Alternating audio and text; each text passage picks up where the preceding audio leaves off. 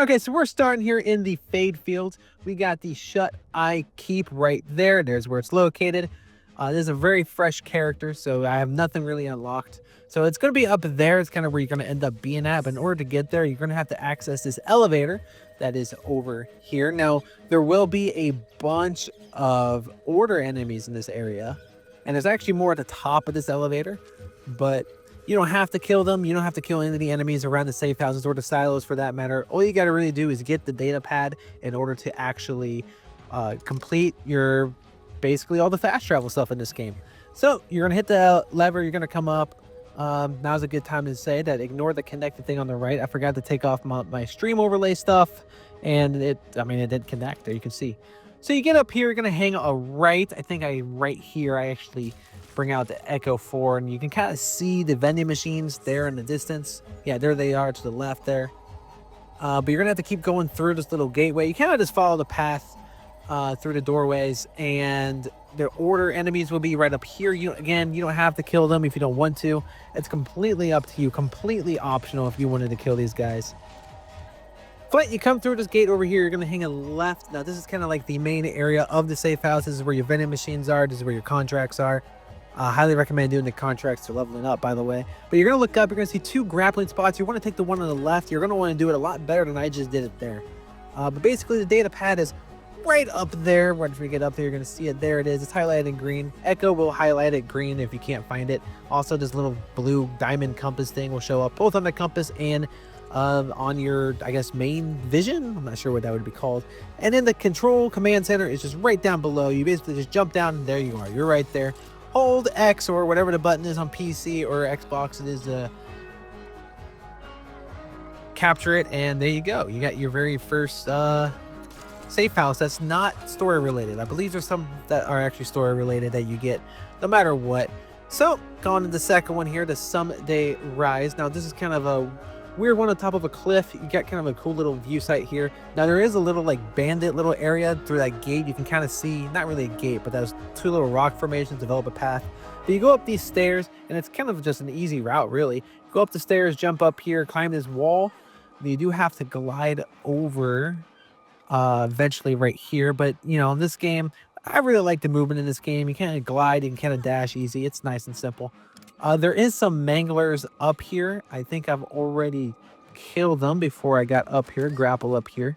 And this is kind of where it is. You got a little bandit, not a little bandit, but a little village over here. So the data pad is actually to the right. You can actually see it on the compass already. That might be because I've already been up here. It's going to be, I think it's going to be laying on a mattress. Yeah. So you just kind of pick it up right there. Echo 4 is grabbing it. There we go. And then we're going to come back. Now these doors will be open. You can't go in there until the doors are open. Obviously, that's how doors work. But you can't go in there until the data pad opens the doors. Said that weird. Anyway, the control center is right here. There's a license plate that says Red Realm and a license plate that says Gearbox right underneath it. Never noticed that until just now. Echo dances, and you got yourself your second safe house.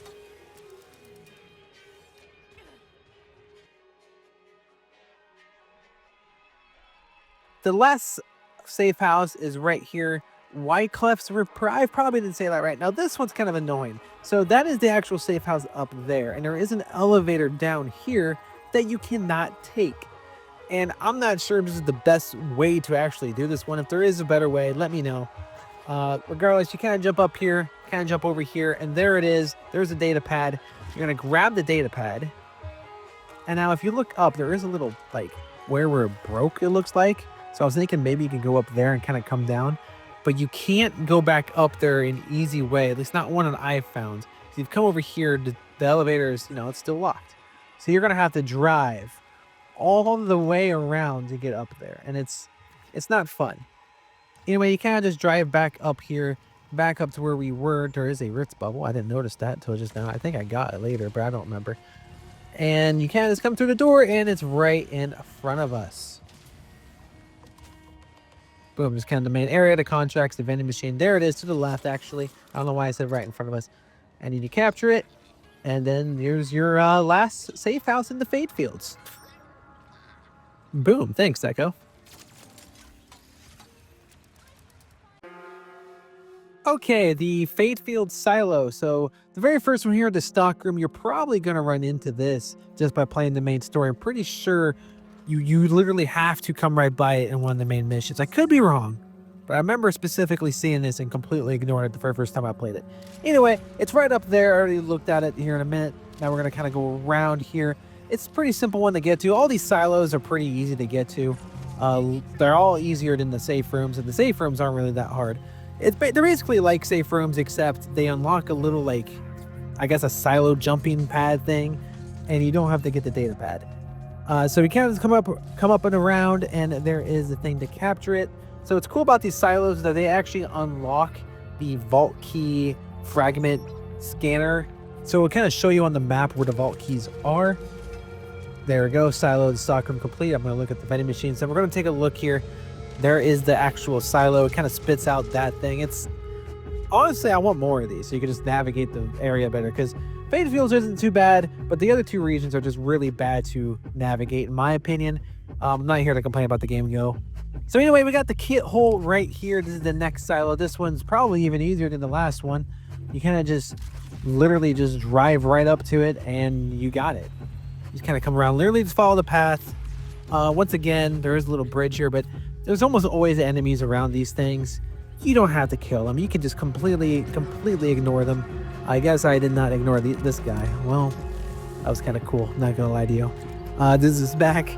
My Harlow is still kind of new, so I'm not really used to what she does yet.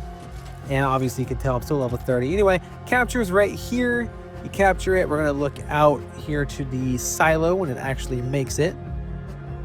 Boom, Echo does a little dance. There's the vending machines.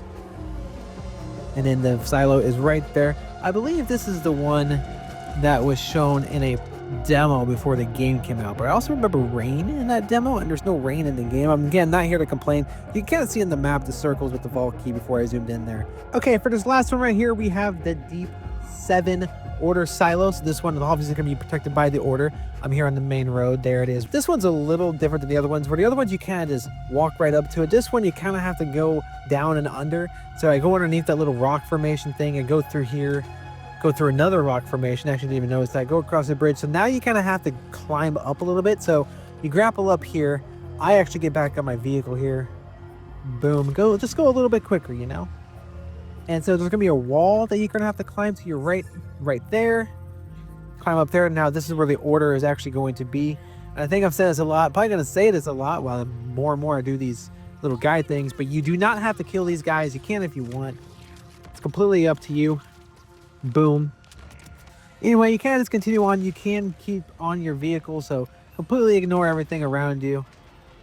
Follow the path. And there it is. There's the silo. It will kick you out once you kind of get in, which is fine. I'm getting shot out from behind. I'm going to ignore that. And you're going to capture it. And I can already see the silo on the other side. I believe I kind of look at it closer. I don't like this bulkhead shooting me. I throw a grenade at it. Anyway, there's a silo right over there. I feel like that one's a little further away than the other ones. But yeah, you ride those silos, you get up high, and you kind of go find the vault key fragments. So that's the last silo in the Fadefields. All right, so vault key fragments. So fun fact with these things, you actually don't have to have the silos in order to get to the vault keys, but it does help if you don't know exactly where you're looking at. And I recommend getting the silos anyway because it gives you fast travel locations. Anyway, the very first vault key fragment that we're going to find is right over here, just west of the Crimson Resistance headquarters, which you have to go to. That's actually where you start the game at, is right there. So there's going to be a little bandit camp over here. Now, I think they all are kind of similar, where there's one in the bandit camp, there's one in like a shrine area, then there's one kind of like tucked away, hidden. Anyway, there's some bandits here. You don't have to kill them, some rippers. You can if you want. It's completely up to you. But if you can, just follow this path, kind of come around here, jump over there, kind of come behind this building on the crate. There's your very first vault key fragment right there. There are 3 of them in each location. And then the second one here, there's the area that's going to be at. So I fast traveled to the main little area of the Fadefields. Forgot what it's called off the top of my head, but it's right there. It's actually undiscovered on my map. If you kind of come across these things, there'll be a question mark if they're undiscovered. If you actually discover them and actually look at it, it'll actually show up on your map, whether you have the silos or not. So I'm on my way there, kind of coming from like the main area. This one is the one that's just kind of like in a shrine kind of area. It's just kind of hanging out on its like pedestal. So this one is probably one of the easiest ones to get. You just kind of drive along this road here, and you're going to hang a right. Echo will literally lead you right to it if you found that question mark already. It's actually up there in that little cave area. But there's a grapple. You come up here. You come up to the second spot. There it is. The cave with the second vault key fragment right there. And every character will say something. You're going to have to get used to what they say because I think they repeat themselves. But it's not that many, so it's probably fine. All right, so now we got the last and third one. You see the location where I'm at and the zone right there. We're going to zoom in. So I start from Safe House over there. I forgot which one it is. So that's one I actually found way before I actually went to look for it. And this one's kind of tricky. Not really, but kind of is. There's trickier ones later in the game. But this is probably going to be like the very first area. I mean, this is the first area you're at. So you're probably not quite used to what exactly they do yet. But this one's, I don't know, this one kind of gives you a taste of what to expect. So you're going to come up here, run over that wild horn. It's very important. Kind of come up this cliff. There's going to be a little bandit camp up here, a little ripper area. So when inside this little ripper area, there's going to be a little crate thing underneath, a little vent. You're going to rip it off. You're going to slide, or I guess you can crawl underneath. And then if you look to your right, there's going to be a Ted Cycle holding it up with his left hand. Looks like it came straight out of Borderlands 3 to me. But you pick it up. There's also a Marcus bobblehead right here if you care. There's also a red chest to your left, and I'm kind of flexing here a little bit. So I don't open the chest while recording, but I opened it right after I finished recording. And if you want to look at what I got, boom, a plasma coil right there in the chest. It did take a little bit for me to actually pick it up because I was fighting with the lights. But yeah. You know, make sure you open up your red chest because you never know what's going to be found in there. So the vault location itself, you can actually see it on the mini map. It's up on that little plateau area right there. There's that rock formation. That is the actual vault. So if you fast travel to Wyclife's Reprieve, probably said that wrong. I'm sorry. I don't know how to speak whatever language that originates from. I know it's English, but I don't know what Wycliffe is. But you're going to hop in a car. Come out of this little area first, obviously, as Echo took me a really long route. There we go. We're going to hop in the car. We're going to follow this road. Make sure you run into that barriers. That's beautiful. Love that. There we go. So you're going to land on this road. Now you're just going to kind of follow this road the whole way through. Eventually, there's going to be like this. I originally thought it was a dirt path. It's kind of like a mechanical bridge that's broke. That's actually where you're going to go to.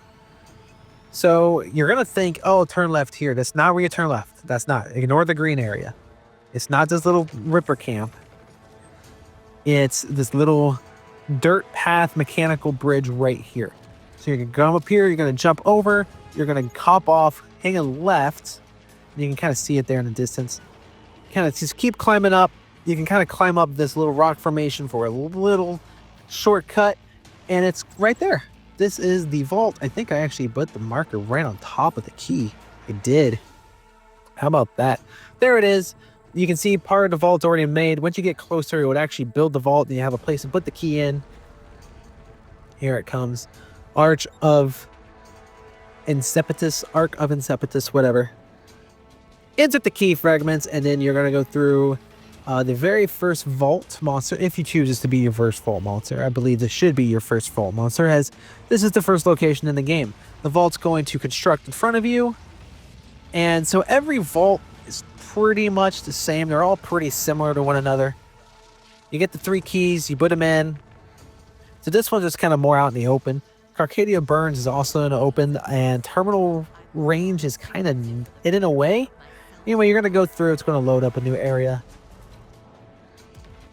So every single vault kind of has this mission thing at the beginning. You're going to want to accept that, and then you're going to have a guardian, the watcher, kind of talking about some lore stuff. If you're interested in that, I wasn't too concerned with it. I'm still waiting for the big war that we had. So every single vault area is kind of the same. You kind of fight through the platform to platform, to island to island. Fun fact, that is the only time my whole game has stuttered since I've got this. So once you get to the final area, this is actually going to be where the boss is. You're going to have a little cutscene of him. This one, I believe, is the Inceptus. Correct? Yes. Primordial Guardian Inceptus. So, Inceptus is probably one of the more mechanical bosses in the whole game, to be honest with you. So he has a big shield, he has some flesh, he has a bunch of tail whip attacks. There we go, he kind of grabs you and tail whips you back. But the real thing is he has a little cocoon phase, and you're going to have to knock him back down off of this cocoon while there's venom and poison underneath of you. You're going to have to climb up on top here and shoot him down. And when you shoot him down, the fight kind of comes back to normal. He will be dazed for a little bit, but I don't actually think it's long enough to actually really do anything. So as you see, he's down, but now he's already back up. So fast forward in the fight, you can also like take off like his shoulders and find more crit spots, but I don't really do that. I kind of just bullet hose him. Towards the end of the fight here, I do get up. Boom. So there it is, the very first vault monster down. So every single vault monster kind of gives you a reward of some sort of power, and it's all related to your glide pack. It's kind of lame, kind of cool in my opinion. I don't really know. It's nice you get upgrades, but I don't know if this is the big... I mean, it kind of is big. It feels lame, but movement's also the most important thing in the game, so I don't know. There it is. You claim your reward. You're going to have 2 red chests here. Make sure you pick those up. And then once you're done with these red chests, once you're done getting your reward, you're going to run through the rift, and you're going to be right outside the final jump area to the vault monster. So where you can actually do it again, the Mad Moxie Encore machine is right by the jump pad. Oh yeah, there was a legendary in the event machine. I was going to be honest with you. I was editing this and I did not remember why I had that in. Going to hit that Encore machine. Here's a little blooper for you. This is the exit over here.